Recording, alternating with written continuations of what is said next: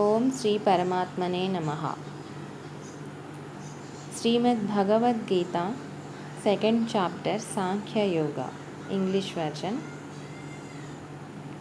Sanjaya said, Sri Krishna then addressed the following words to Arjuna, who was, as mentioned before, overwhelmed with pity, whose eyes were filled with tears and agitated, and who was full of sorrow. Sri Bhagavan said, Arjuna, how has this infatuation overtaken you at this odd hour? It is shunned by noble souls, neither will it bring heaven nor fame to you. Yield not to unmanliness, Arjuna, this does not become you. Shaking off this base faint heartedness, stand up, O scorcher of enemies. Arjuna said, How, Krishna, shall I fight Bhishma and Drona with arrows on the battlefield? They are worthy of deepest reverence, O destroyer of foes. It is better to live on alms in this world by not slaying these noble elders, because even after killing them, we shall after all enjoy only blood-stained pleasures in the form of wealth and sense enjoyments. We do not even know which is preferable for us, to fight or not to fight, nor do we know whether we shall win or whether they will conquer us. Those very sons of Dhritarashtra, killing whom we do not even wish to live, stand in the enemy ranks. With my very being smitten by the vice of faint heartedness and my mind puzzled with regard to duty, I beseech you, tell me that which is decidedly good. I am your disciple. Pray, instruct me who have taken refuge in you.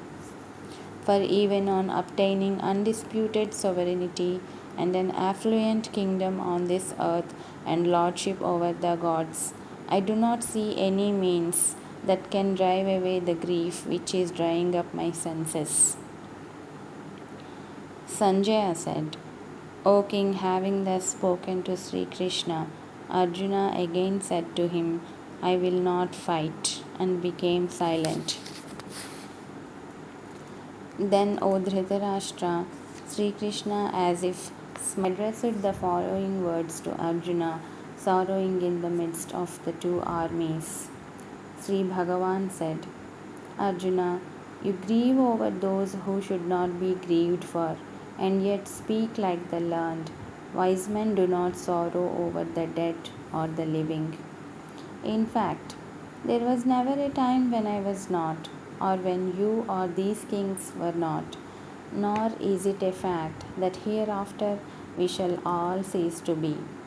Just as boyhood, youth, and old age are attributed to the soul through this body, even so it attains another body.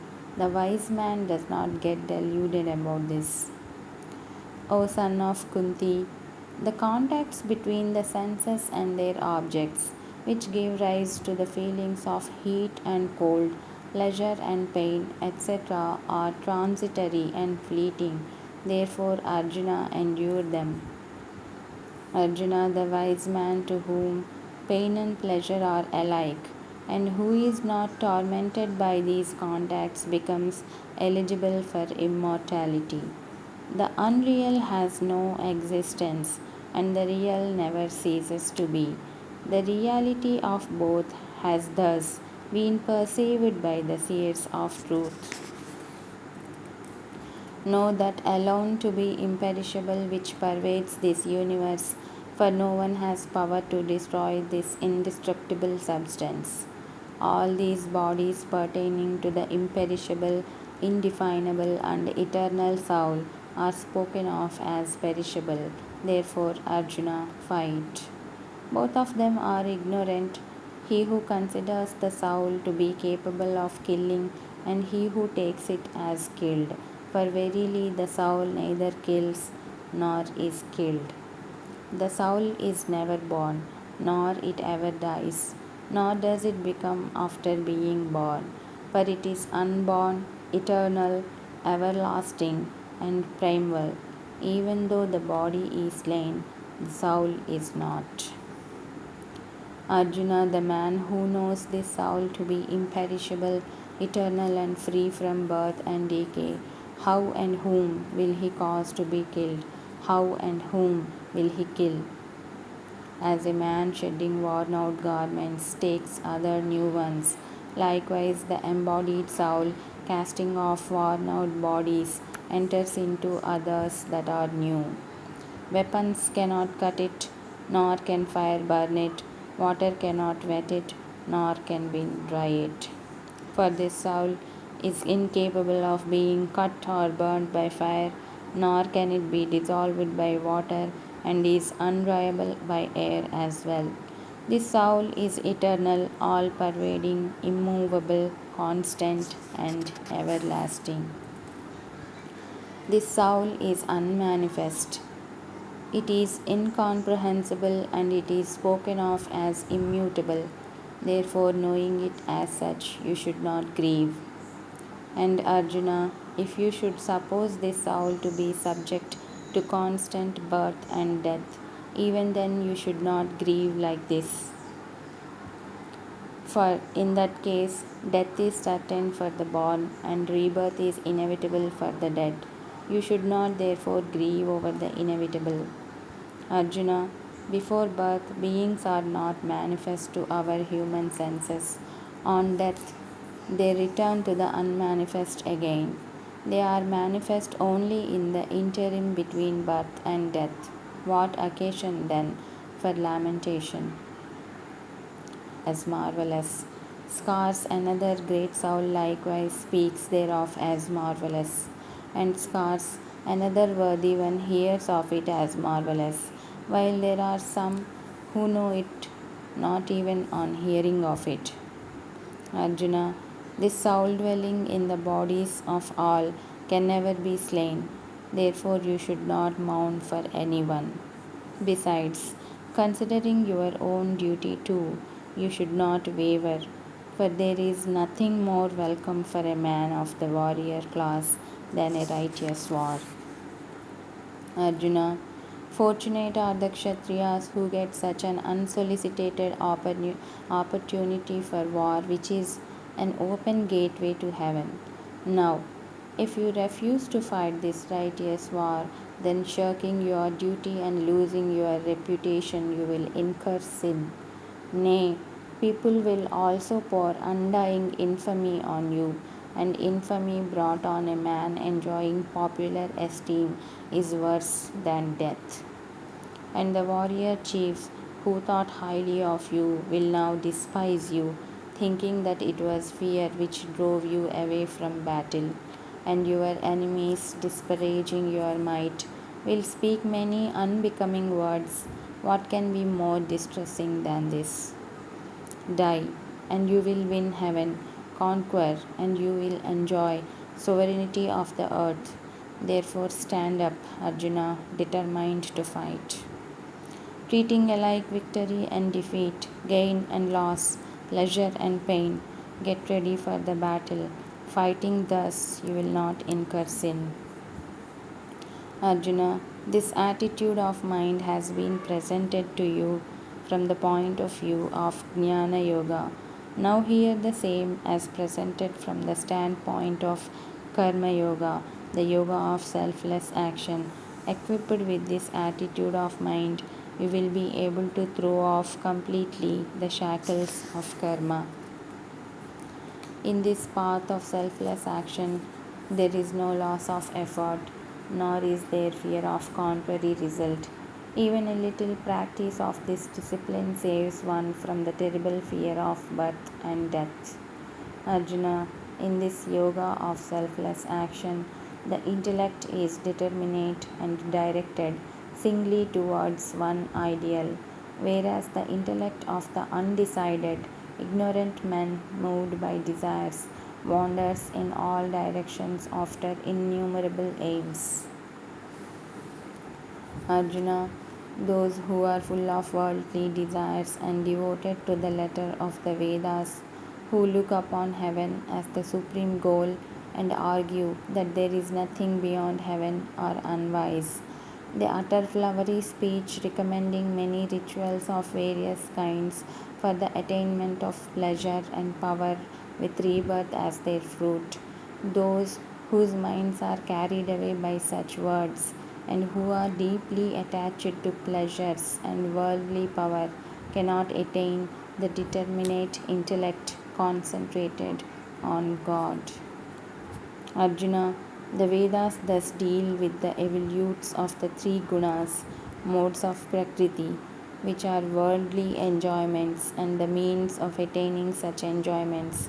Be thou indifferent to these enjoyments and their means, rising above pairs of opposites like pleasure and pain, etc., established in the eternal existence, God, absolutely unconcerned about the fulfillment of wants and the preservation of what has been already attained. You be self controlled.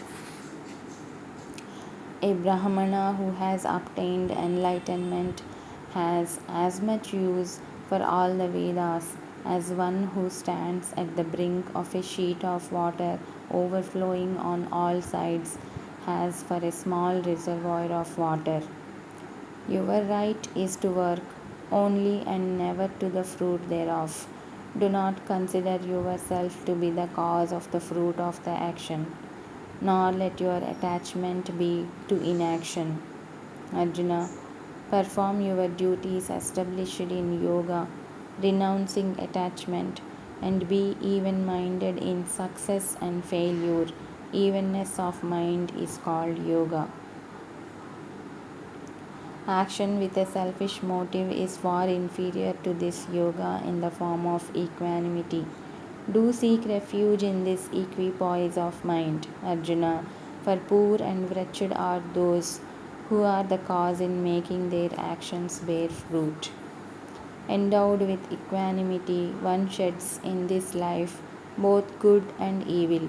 Therefore, strive for the practice of this yoga of equanimity.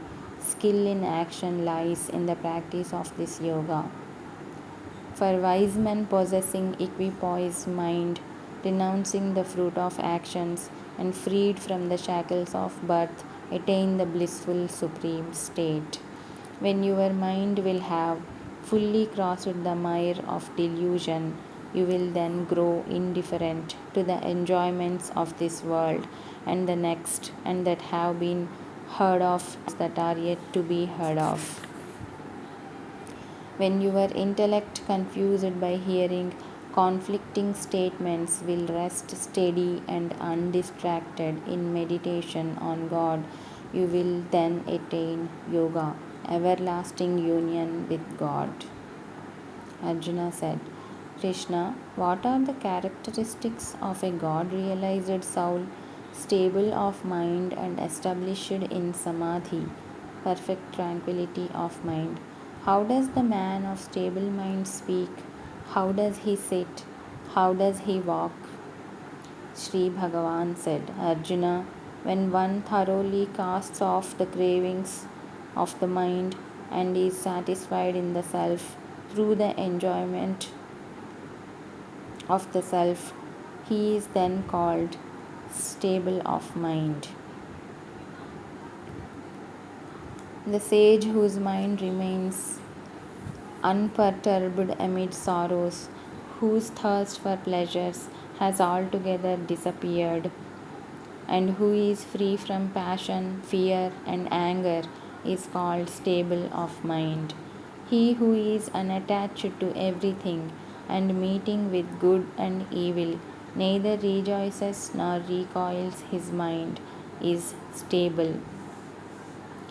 When, like a tortoise that draws in its limbs from all directions, he withdraws all his senses from the sense objects, his mind becomes steady.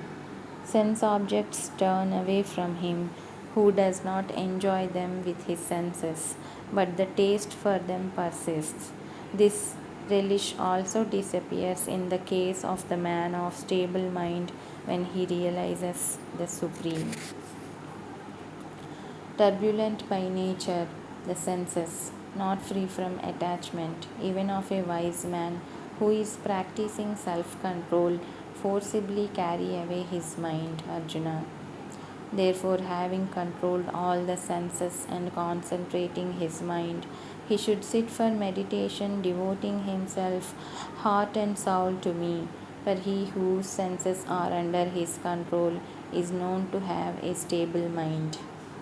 The man dwelling on sense objects develops attachment for them. From attachment springs up desire, and from desire, unfulfilled, anxious anger. From anger arises delusion. From delusion, confusion of memory.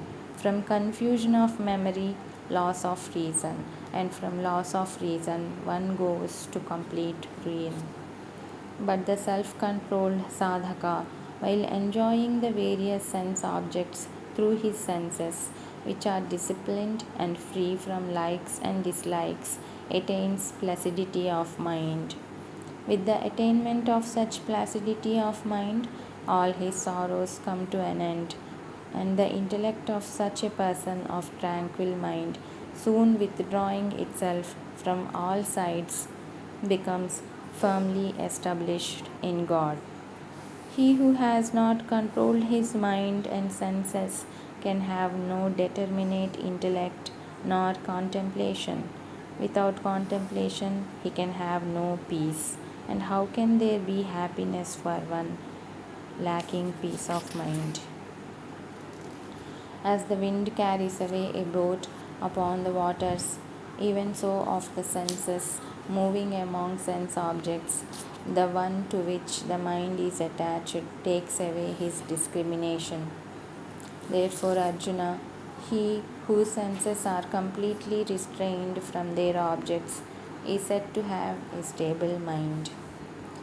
That which is night to all beings, in that state of divine knowledge and supreme bliss, the God realized yogi keeps awake, and that the ever changing transient worldly happiness in which all beings keep awake is night to the seer.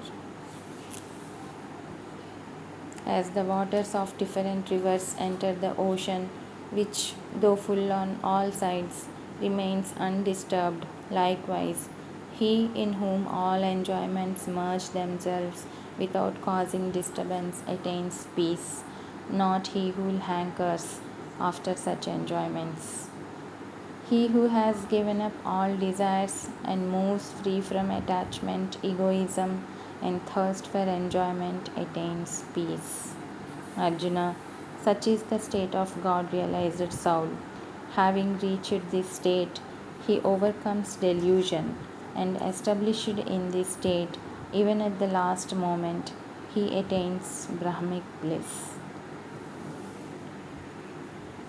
Thus, in the Upanishad sung by the Lord, the science of Brahma, the scripture of Yoga, the dialogue between Sri Krishna and Arjuna ends the second chapter entitled Saankhya Yoga, the Yoga of Knowledge.